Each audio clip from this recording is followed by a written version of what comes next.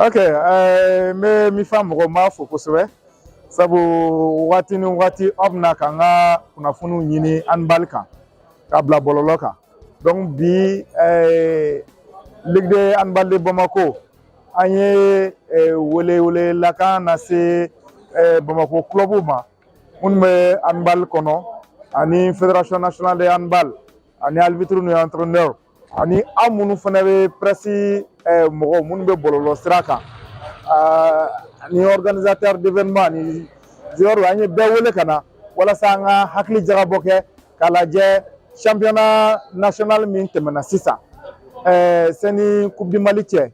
an bɛ se ka mun ta k'a lajɛ handball problème minnu bɛ yen ni fɛn minnu kɛra ni an bɛ se ka fɛn minnu yɛlɛma ka ɲɛtaga sabati walasa championnat national min bɛna kɛ bɛɛ bɛ taa ni hakilina ɲuman y'a la joueurs ni équipe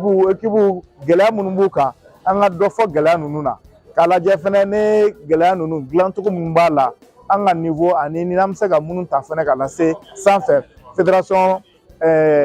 niveau la ni o bɛ se ka kɛ fɛn dilanta ye bon n'o bɔra yen fɛnɛ an ka Ligue de handball de Bamako an bɛ compétition dɔ kan n'an b'a fɔ o ma ko championnat du district o championnat an y'a ɲɔngiri walasa club ka se ka participer championnat national la championnat national tɛmɛna coupe du Mali bɛ na se donc o bɛɛ la ɲɔngirilen don donc n'an bɛ reprise kɛ reprise fana an k'a dɔn k'a fɔ an ye tagama min kɛ fo ka se wagati dɔ ma a tagama la gɛlɛya jumɛn sɔrɔla la fɛn jumɛn bɛ yen fana minnu ma ɲa an bɛ se ka fɛn minnu corriger sani a reprise cɛ donc o hakilina de y'a to an y'a ye fɛn fɛn da bɛ handball ko la ka u bɛɛ fara ɲɔgɔn kan bi walasa handball bɛ se ka san sɔrɔ cogo min na Bamako kɔnɔ ka bɔ yen fana ka taa Mali yɛrɛ kɔnɔ parce que ni fɛn min kɛra Bamako ka ɲa région tɔw b'u ɲɛmadɔw de ma donc o de la an ko an k'an jija ka Bamako ta k'o sankɔrɔta problème misɛnnin minnu bɛ yen faamuyabaliya minnu bɛ yen ka mɔgɔw fara ɲɔgɔn kan an k'a kuma fɔ bɛɛ ka faamuya kelen sɔrɔ baara taabolo la donc o hakilina de kosɔn an bɛ yan bi. Non, Ligue ye fɛn min kɛ a ɲuman tɛ se ka fɔ parce que a b'a permis acteur bɛɛ ka se k'a hakilina fɔ parce que hakilina jagabɔ de don quoi pour que bɛɛ k'a dɔn problème min bɛ yen ko min bɛ se ka ɲɛnabɔ cogo min na k'o baaraw ɲɛɲini donc vraiment u ka initiative a tɛ se ka fɔ ka ban c'est à dire fɛn wɛrɛ t'a kɔfɛ quoi awɔ vraiment an bɛ Ligue mɔgɔw fo u ka hakilina ɲɛnama in na quoi. Bon championnat na n'i y'a jateminɛ équipe ka fisa bon n'i y'a kɛ cogo o cogo entraîneur arbitre ko mɔgɔw b'a fɔ parce que a ma nɔgɔ quoi joueur min b'a fɛ ka gagner ni arbitre ye fɛn fiyɛ contre la a ɲuman don ɲuman tɛ ale hakili la ale ta ye de ye tiɲɛ donc ne b'o de fɔ entraîneur ɲɛna tuma bɛɛ i tɛ se ka kɛ entraîneur ye ka kɛ arbitre ye donc i b'i ka match de jateminɛ a kan ka ɲa a bolo cogo min na i b'a kɛ ten aw ka arbitre ninnu to yen hadamadenw de don bɛɛ bɛ se ka erreur kɛ surtout que olu ye seconde fila ou bien saba de b'u bolo pour que ka faute siffler ka dɔn faute min ye ni kan ka kɛ tan a kan ka kɛ tan a kan ka kɛ tan donc n'an ma o arbitre ninnu fana dɛmɛ a tɛ ɲa dɛ arbitre ɲɛnama t'an bolo n'a fɔra ko minnu bɛ yen fana an bɛ k'olu saboter ou bien ka fɛn wɛrɛ f'u ma a tɛ ɲɛnabɔ n'olu tɛ championnat tɛ se ka kɛ o donc an kan k'u nin bɛɛ jateminɛ ka formation ko jateminɛ formation entraîneur wo arbitre wo ka bɛɛ bila formation na o de sinon ka taa match lajɛ dɔrɔn ka segin ka taa voyager ka na ka match lajɛ o tɛ se k'i kɛ arbitre ɲuman ye o a tɛ se k'i kɛ entraîneur ɲuman ye fo formation ka kɛ formation ɲuman ka kɛ formation bɛ daminɛ Mali la yan ka tila ka taa extérieur la donc an b'o hukumu de kɔnɔ et vraiment an bɛ Ligue mɔgɔw fo u ka hakilina na vraiment hakilina a diyara n ye a bonyana n ma surtout en tant que directeur technique vraiment je suis très heureux c'est pas que entraîneur tɛ Mali kɔnɔ mais entraîneur u mago bɛ formation de la tu vois e ye entraîneur ye mais ni diplôme t'i bolo a bɛ se ka f'i ma entraîneur ye mais i tɛ se ka taa fan wɛrɛ fɛ o parce que hali an kan ka taa coupe d'Afrique junior min na tan ni licence t'i bolo i tɛ se ka kɔrɔ i tɛ se ka sigi banc de touche kan yɔrɔ o ko bɛ ka gɛlɛya ka taa fɛ 2026 a ko bɛ gɛlɛya ka taa fɛ donc ni formation tɛ yen mɔgɔw tɛ k'u former ala fɔra ni entraîneur e ye entraîneur i ka club i tɛ se k'i sigi banc de touche la yɔrɔ o fana ka gɛlɛn donc an b'a f'u ye wariko b'a la sa mais u k'u jija u ka se k'u yɛrɛ former o bɛ fisa ou a fait un Bema, a fait un Malima, un Malien a fait un et puis ça va nous avancer. Alors, bon, l'Igabi, journée de réflexion, c'est très salutaire parce que ça a permis à tout un chacun de s'exprimer et de dire tout ce qu'ils ont sur le cœur. Présentement, c'est à la Ligue et à la Fédération de voir les propos de tout un chacun, faire une synthèse et avoir une bonne base pour le futur. Parce que il ne s'agit pas qu'à faire la compétition au tel niveau relevé. Et bien, faire mingela ni ma a ni kadon a kagelen i ka ɲɛ sɔrɔ la. Donc, ou ka formation accentuée et surtout ou kata vers la politique des jeunes pour les arbitres et les entraîneurs. Parce que ni si sera yɔrɔ dɔ la fɛn dɔw bɛ taa k'i dama. Donc, ne ka laɲini ye min ye a kana da ligi ka réflexion yɛrɛ dɔrɔn ma. Fédération yɛrɛ ka a initier ka hakilina ɲiniw kɛ u ka kow taabolo la. Bon, fɛn caman fɔra mais bakurunba la problème de communication fana bɛ yen. Fédération ni ligue cɛ n'i bi fɛn kɛ i ka fɛn sariya ye min ni min ye i ka kan ka da i tulonkɛɲɔgɔnw tulo kan yanni tulonkɛ wagati cɛ i kana taa dɔ gosi bere dɔ la k'a sɔrɔ o n'o mankan tɛ ka gosi o la. Donc en tout cas ça a été salutaire. Je félicite la Ligue du district de Bamako pour cette initiative. Vraiment, c'est très salutaire et je pense que ça ne sera pas la dernière. Merci. Bon, d'abord, nous avons une initiative. L'initiative, c'est à peu près ça. Parce que, quand on fait un fait, l'ambé n'a signé à comment les bananes donnent à France Rogadi. Vraiment, on a fait un fait. On a signé championnat qui era commission championnat qui era Galéa nous fait sur le qu'on a signé qu'on fait car on a fait fédération pour que dorénavant on aurait mieux on a fait ou bien on fait améliorer vraiment à l'initiative Fusara. Voilà, sinon nous sur le championnat qui que ce soit administration niveau là ou organisation niveau là je sais que à bête parce que autant bon parce que donc Philippe et donc négligence c'est à fin donc et puis manque de moyens c'est à fin donc donc si on damara chamana mu licence ko ye mu participation ko ye mu catégorisation ko ye en comment je pense que n'ayemu bora la ne synthèse kɛra ligue na papier ɲɛnama sɔrɔ ka ci fédération pour que dorénavant n'an bɛ fɛn fɛn entamé o ka sɔrɔ administrativement et puis organisation na filiba kana y'a la vraiment a organisation diyara ne ye. Ne tɔgɔ ye Aliou Youssouf Touré, je fais partie de la Ligue de Bamako. Donc vraiment, ce que j'ai vu aujourd'hui à Djara,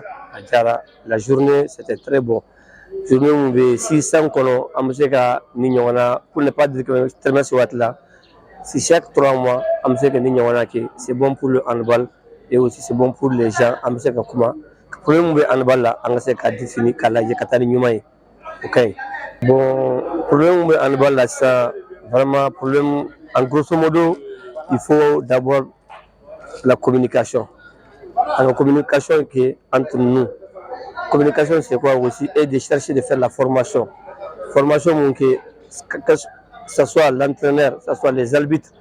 les dirigeants, en formation pour que ce système soit dégagé. Pour que soit fait en bas. Formation, rien que la formation qui peut nous aider à faire baraquer. Effectivement, une journée de réflexion quand même possible. Il y a des baro dɔw kɛ groupe ni réseau kan dɔw bɛ fɛn dɔw b'u kɔnɔ u bɛ siran réseau la kumaw ye mais n'a nana ɲɛgbɛn an bɛɛ k'an sigi ɲɔgɔn ɲɛ kɔrɔ donc a bɛ kɛ sababu ye dɔw yɛrɛ bɛ yen olu kun tununnen don mais n'u ye nin mɛn hakilina ɲumanw b'u la donc u bɛ na u bɛ gɛrɛ ka ɲɛfɔ mɔgɔw ye parce que dɔw bɛ yen peut-être que ɲinɛ kɛlen don o kɔ ou bien mɔgɔw ka hakili ma s'u ma fɔlɔ tu vois donc mais i bɛ taa sɔrɔ hakilina ɲɛnamaw b'u la mais nin n'a ɲɔgɔnnaw la a bɛ kɛ sababu ye ni invitation bɛ ka kɛ a bɛ k'a fɔ an kan ka karisa invité an kan ka karisa fɛnɛ invité donc ni bɛɛ nana ka hakilinaw falen falen donc hakilina ɲumanw bɛ se ka bɔ a kɔnɔna na an b'olu fara ɲɔgɔn kan pour que k'a di handball ma yaasa handball ka se ka halisa a bɛ progression min nɔfɛ a bɛ développement min nɔfɛ a bɛ vulgarisation min nɔfɛ ni ka a cari bɛɛ k'a ye donc a bɛ se ka kɛ sababu dɔ ye donc o baara kɛcogo ɲuman an b'o sɔrɔ nin journée de réflexion in kɔnɔ ne bolo halisa handball dɔnnen nin tɛ o de kama an ye vulgarisation fɔ a carili donc problème fɔlɔ-fɔlɔ y'o ye f'a ka dɔn maaw fɛ tuma caman i b'a fɔ mɔgɔw ye u bɛ fɛn wɛrɛw f'i ye min tɛ kelen ye nka n'i ye image bɔ k'a yir'u la dɔrɔn u b'a fɔ n bɛ nin dɔn mais u t'a tɔgɔ de dɔn u t'a dɔn ko nin ye nin donc ni carili kɛra k'a yira diɲɛ na k'a yira jama la ka gɛrɛ mɔgɔw yɛrɛ la fɛnɛ ka to ka compétition kɛ i n'a fɔ an yɛrɛ bɔra ka fɛn caman fɔ nin journée in kɔnɔna na ka compétition organiser quartier kɔnɔ écolesow la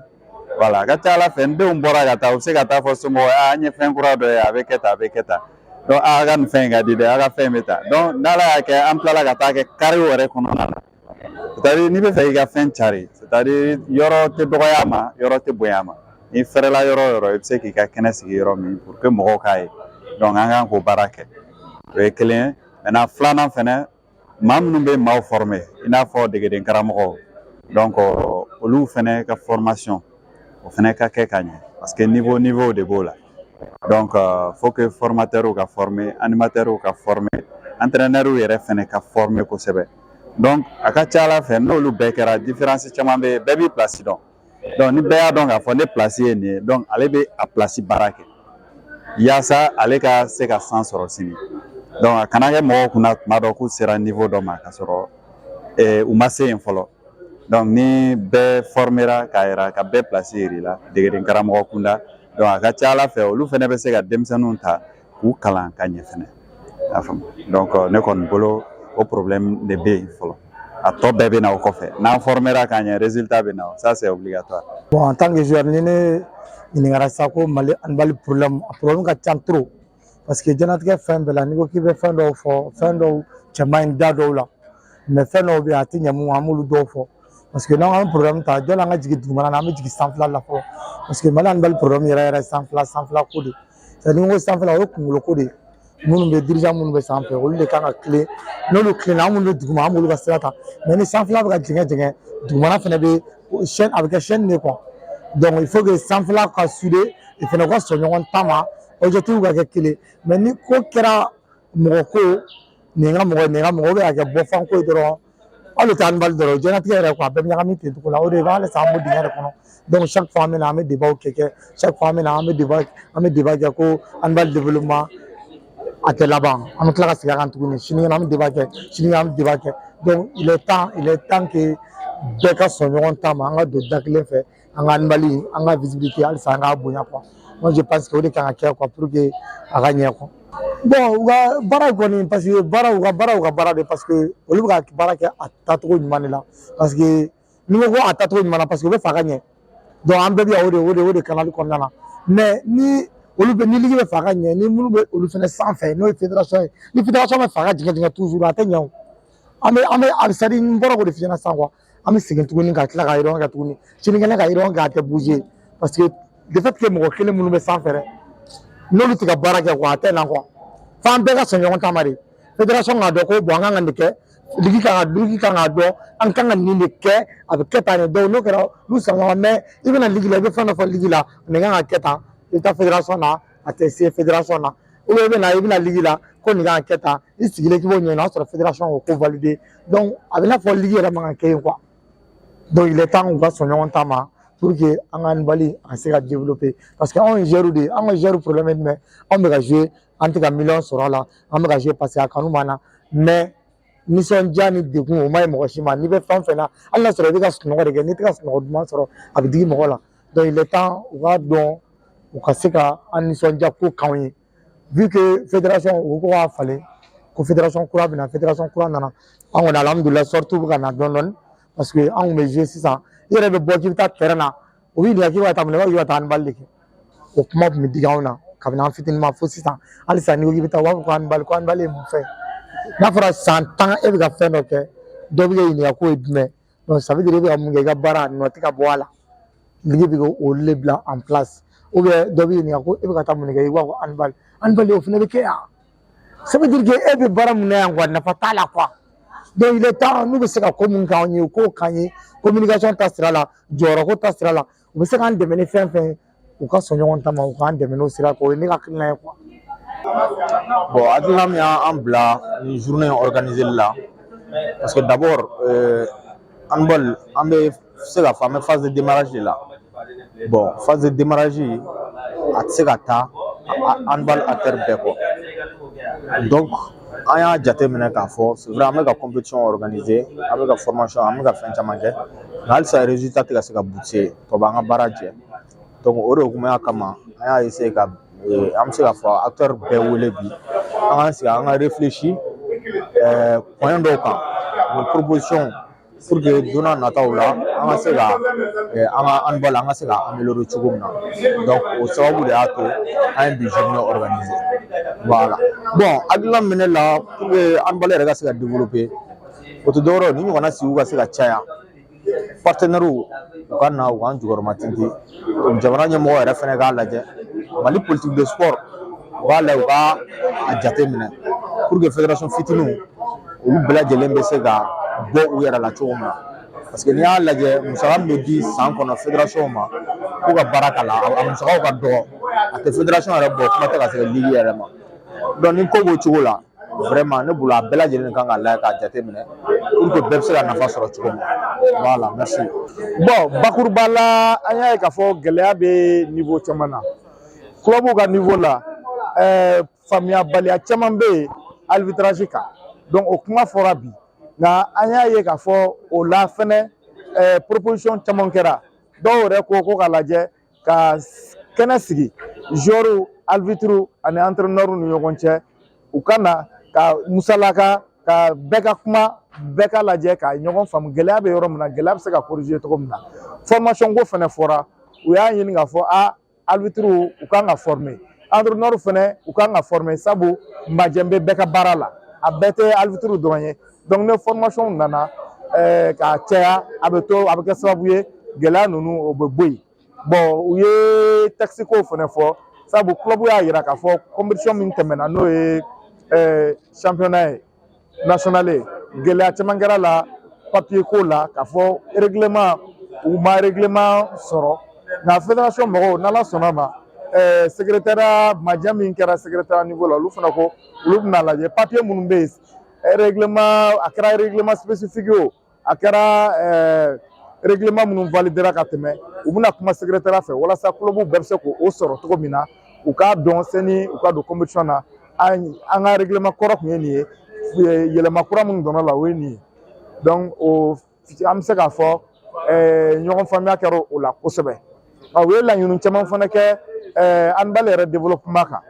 dɔw y'a ɲini k'a fɔ ka handball développer dugumala la ka yɛlɛ centre k'a ɲini club minnu ni centre de formation t'u bolo u ka centre sigi ka denmisɛnninw former dugumala la walasa u bɛ se ka yɛlɛn cogo min na bon prof de PS an y'olu fana invité ani école olu fana y'a ɲini k'a fɔ bon an bɛ ligue ka niveau la an b'a intéressé lycée la kosɛbɛ cɛmancɛ kalan yɔrɔ la k'a fɔ bon n'an b'a fɛ handball ka taa ɲɛfɛ kosɛbɛ an ka duguma n'a bɛ fɔ o ma premier cycle école fondamentale an k'olu fara kan premier cycle second cycle an k'o fara an ka